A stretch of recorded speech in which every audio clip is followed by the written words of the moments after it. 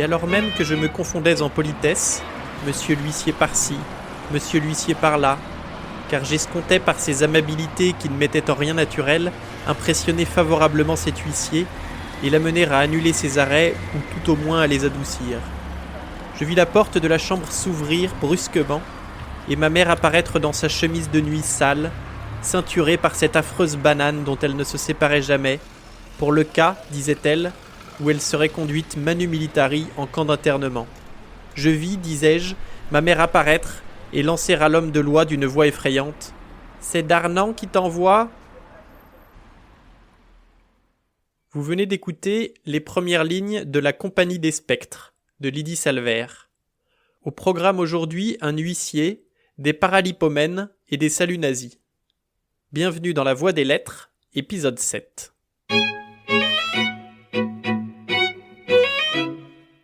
Avant d'attaquer ce nouvel épisode, je voudrais revenir sur les événements tragiques de la semaine dernière. Je sais que certains d'entre vous ont été viscéralement choqués par ma prise de position et la violence de mon propos. Je voudrais vous assurer que là n'a jamais été mon intention, et que je me suis laissé aller à une boutade facile aux dépens de la justesse de mes paroles. Sachez que je regrette amèrement cet égarement, qui remet en cause le contrat de confiance implicitement établi entre nous.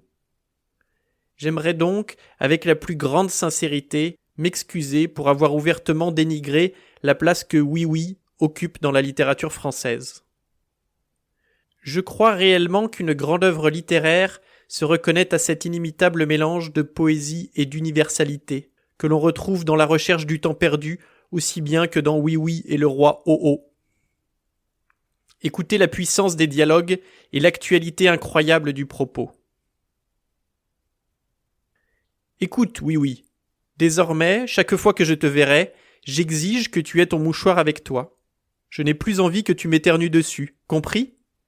C'est ainsi que les gens se donnent leurs microbes et s'enrhument les uns les autres. « Oh là là ! Je ne le savais pas, potiron !» s'exclame Oui Oui tout déconfit. « Le problème, c'est que je ne sais jamais à l'avance quand je vais éternuer. » Je vous le disais, c'est un concentré de sagesse et d'écriture remarquable. Alors, pour clore ce mea culpa, je voudrais exprimer toute mon amitié aux victimes de mes paroles déplacées ainsi qu'à leurs familles. Pour leur rendre hommage, je vous invite à partager tous ensemble une minute du générique de Oui Oui.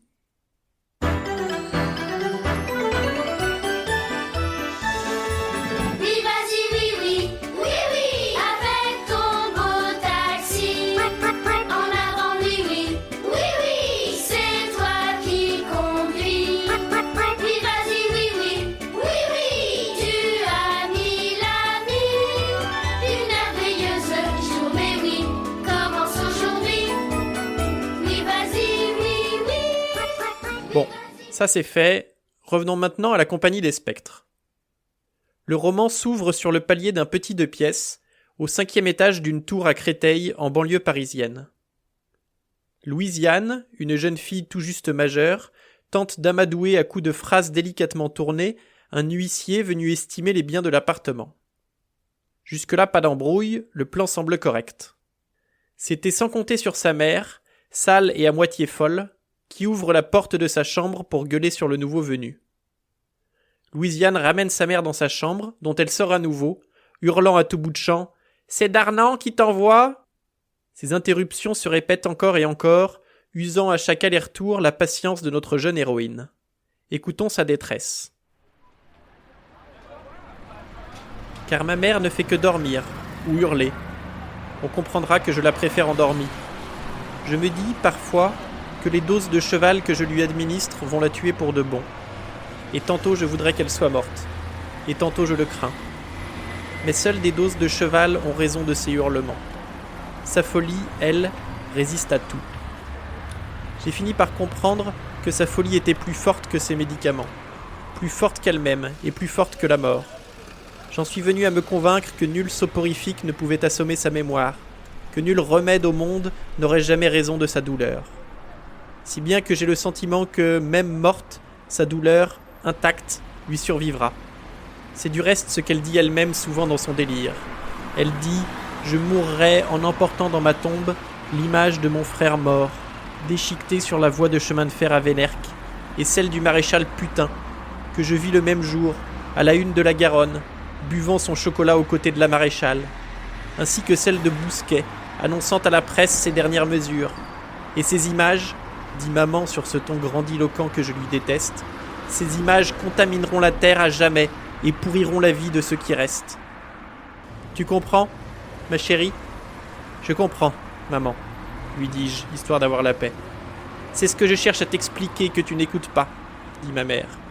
Le 13 mars 1943, ma chérie, l'assise de toute chose s'est effondrée et la pitié est morte pour toujours, dit ma mère qui se prend, dans sa folie, pour une pythonisse. Parfois je l'appelle comme ça, la petite Créteil. Quel scoop nous annonce aujourd'hui la petite Créteil, lui dis-je. Ça la fait rire. Une pythonisse, rien que ça. C'est-à-dire une prophète ou une voyante. Prévoyez un dictionnaire, car sur ce décor de misère, les insultes grossières alternent avec le langage le plus soutenu, projetant une lumière absurde, presque kafkaïenne, sur ces dialogues délirants. La mère et sa fille s'invectivent à coups d'antonomase ou de paralipomène, pendant que l'huissier évalue, impassible, les bibelots qui lui tombent sous la main. Le drame qui sous-tend le récit est présenté dès les premières pages. La mort sous l'occupation d'un grand frère, que l'on suppose juif, tabassé par une milice pour avoir voulu entrer dans un café. 50 ans plus tard, la douleur est toujours aussi vive pour la mère de la narratrice, et son combat envers les responsables, depuis les assassins jusqu'au maréchal Pétain, semble éternel. Jusque-là, me direz-vous, pas vraiment de quoi se fendre la poire. Et pourtant, cette pauvre mère est sûrement l'un des personnages les plus touchants et les plus drôles que la littérature contemporaine nous propose. Au lieu de banalement hurler sa fureur et sa haine contre le fameux Darnand, elle préfère nous en dresser le portrait et porter la bataille sur un autre front, celui du langage. Nom Darnand. Prénom Joseph. Surnom Jo ou Jojo. Qualité tortionnaire. Sexe masculin. Ascendant 100% français. Épouse française. Origine aryenne vérifiée par index céphalique. Échelle 4. Taille médiocre. 1m67. Adopte posture cambrée pour gagner quelques centimètres. Signe distinctif. Moustache rectangulaire de la grandeur d'un timbre-poste collée au-dessus de la fente labiale qu'on ne peut décemment désigner du nom de bouche. Égout serait plus approprié. Physionomie brachycéphale, teint bistre, pelage noir et dru, autant de caractères qui se laissent comparer à mains égards au pédigré de la race dominée. L'affaire se présentait mal, très mal, pensais-je, effaré en écoutant ma mère. Sa fiche était rien moins qu'abominable, tant du point de vue du goût que de la morale, et risquait de rebuter définitivement l'homme de loi. Je ne savais que faire. À tort ou à raison, j'estimais autrement dangereux d'interrompre ma mère que de subir son horrifique lecture. Nous la subîmes. À l'examen racial, lut maman, présente verge trapue recouverte d'un abondant et catholique prépuce, sous lequel 2 testicules dissymétriques entreapparaissent. « Maman, voyons !» m'exclamai-je, mais je restais bloqué sur cette aposopièse, et ma mère en profita pour continuer la lecture de ses grossièretés. Mal polissé et brutal dans ses manières. Résultat scolaire médiocre.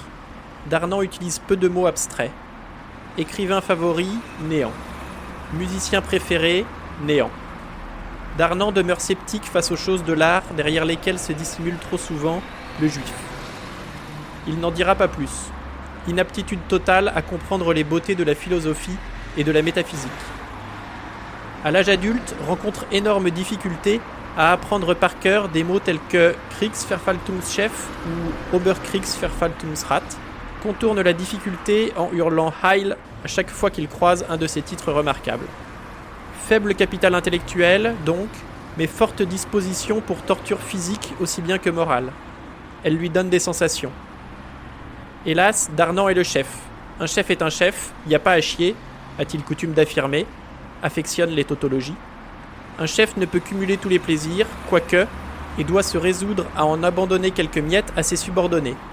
Car tout travail mérite salaire, a-t-il coutume d'affirmer, affectionne les proverbes. Salaire et récompense, a-t-il coutume d'ajouter, car Darnan n'est pas un ingrat et sait récompenser ses gars lorsqu'ils ont bien œuvré. Un os de résistant, par exemple, ou d'autres choses. Ceci n'est qu'un exemple de ce dont la protagoniste est capable, et je vous laisse le plaisir d'en découvrir les autres tirades, tout aussi mordantes.